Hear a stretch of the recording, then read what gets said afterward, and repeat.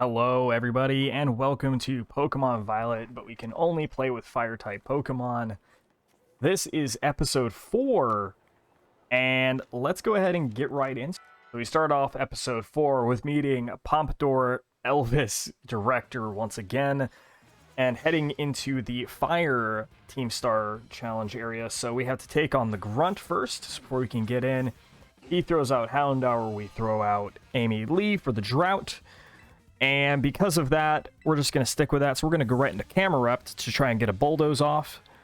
And this thing was just predicting me. So it goes for a Roar, throws Camerupt out, and actually instead throws in Scott Wayland. Now, Scott Wayland's fine against this anyway, so we're just going to go ahead and press Ancient Power when it gets hit by a Bite.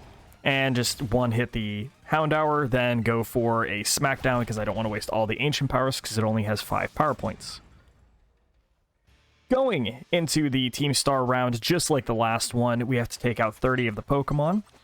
This time I'm leading with Camerupt because he's a ground type, Torkoal because Torkoal is tanky, and Crocalor because I just want to use Crocalor as much as I possibly can in this playthrough.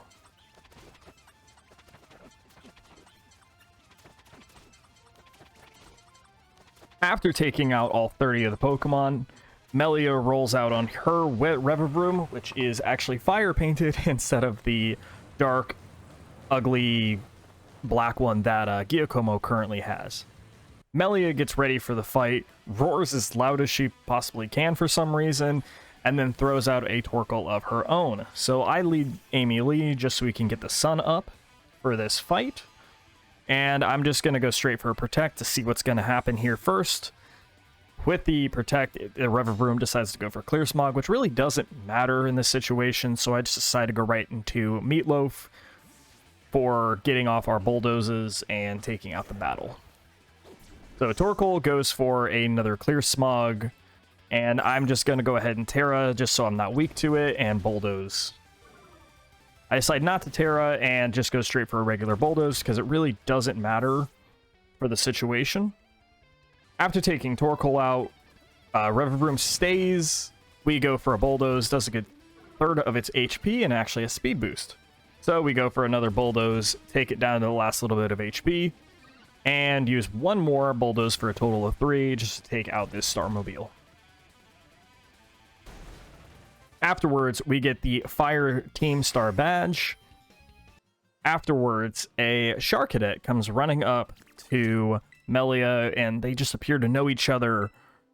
Clive, aka Director, brought this Charcadet and said that Melia and it used to have a past and a history together, so hopefully these two are now reunited.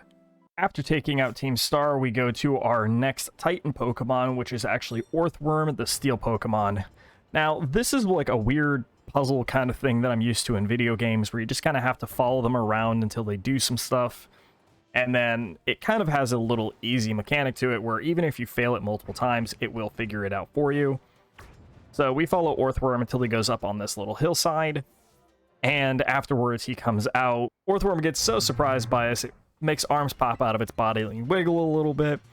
So we lead Steven Tyler, and we just go straight for a Terrafire Flamethrower to do as much damage to this Steel Worm Pokemon, which I really thought this would have been like a Steel Ground or something of that sorts. It just doesn't look like what it is. So we use a singular Flamethrower to literally break Orthworm and push him into the next phase, to where he just digs through this tunnel. So we have to go through this next puzzle after going through the tunnel, and Orthworm decides to go all the way up, and we scare him just around a couple more times until he's ready to fight us. Orthworm breaks open another little hole so that way he can find the Herba Mystica to heal himself up. Arven finally decides to show up after us causing such a commotion to help us out with the battle. Arven leads Toadscruel, which really doesn't matter too much in this situation because Steven Tyler is just going to get another Terrafire and go right for another Flamethrower because that just seems to be the most obvious and strongest play here. Orthworm hits us with a Wrap, which again doesn't really matter, and singular Flamethrower will take out this Orthworm once again. Me and Arven head inside of the tunnel to look for the next Herba Mystica. We find it, and it appears to be this white Herba Mystica labeled as the Salty Herba Mystica. Arven gives us a good thumbs up, We get the Lurking Steel Titan badge for taking out Orthworm, and Arven gives us another sandwich, which we quickly give to Miraidon once again, giving us a new ability to be able to jump higher. Arven gets really upset that we gave our sandwich away again, but he decides to show us his Master Boss, who is now actually able to make noise, and it makes Arven cry. On to the next part of this video and next part of the game is we have to complete our water test. The water test is actually super easy. You just kind of go to where the water gym is.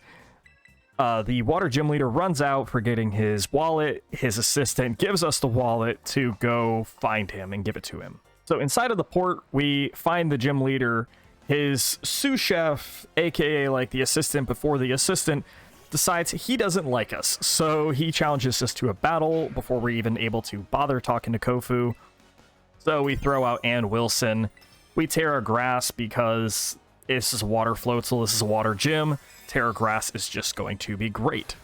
Ann Wilson turns into a grass type now. Floatzel goes for an aqua jet, which just kind of tickles. And we go straight for a Razor Leaf, which is now Terra boosted. A single Razor Leaf takes out Floatzel. Floatzel faints, and we now have to see what the next Pokemon's going to be. The sous chef decides to throw out a Clauncher, which is just another water Pokemon, so he could just decide to go for another Razor Leaf. And Wilson really is just going to be absolutely dominating when it comes to having to fight water types. We get a second crit in a row to take out the Clauncher, and that happens to be the final Pokemon match against the sous chef. Kofu, the gym leader, comes out, asks us why we're here, so we decide to walk up to him and return the wallet to him. Kofu agrees to challenge us to a gym battle if we're able to win an auction with underage gambling, essentially, and underage bidding, to be able to get him a great ingredient that he can use in his cooking. So we start off our easy first bid with a solid 10 grand, because I don't know who gives a 10-year-old 10 grand. Everybody ups their ante, so the new one is 30 grand that we decide to put on the table. Everybody else is impressed.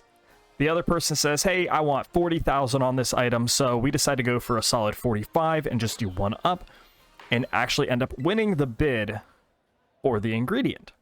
We give Kofu the ingredient, which is actually called the Wakame Seaweed, and we are able to finish up the water test.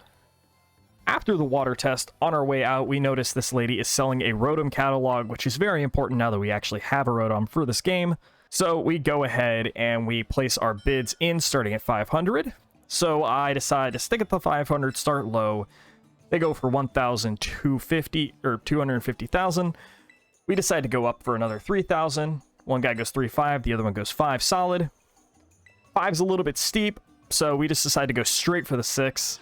And take both of them out so we can win the Rotom catalog.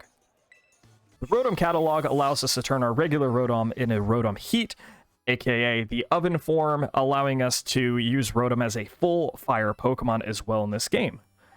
Once evolving, he learns Overheat, which I decide to change out for Confuse Ray so we can still have an electric stab.